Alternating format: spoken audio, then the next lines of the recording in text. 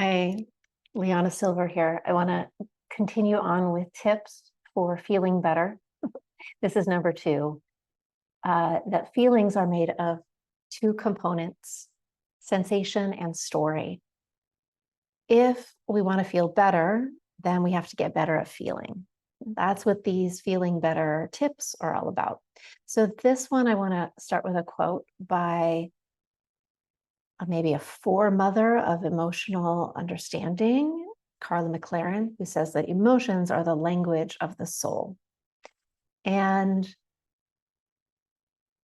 I think that it's helpful as we try to learn this complex and fiery language of the soul that we understand that any emotion is sort of has a component that's sensation and a component that is story.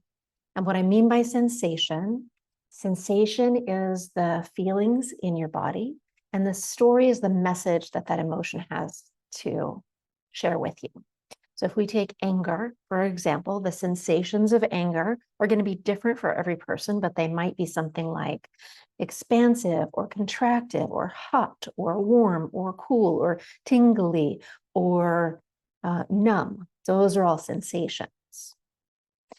And the story of anger would be something else. There is a specific message that anger has that's very unique to each person, but there's also a kind of universal message that anger has, a story, a message that says that, yes, on the surface, the message is I'm mad.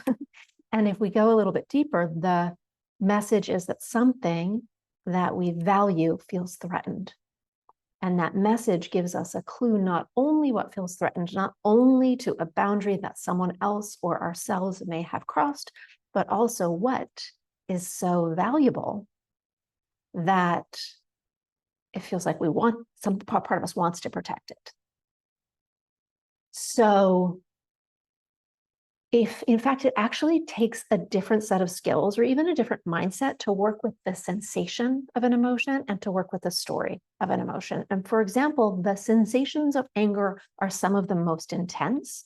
And when we don't know how to do that, we don't know how to deal with the fiery intensity of the sensation of something like anger, we can lash out at somebody, or we can throw things, or we can do physical damage.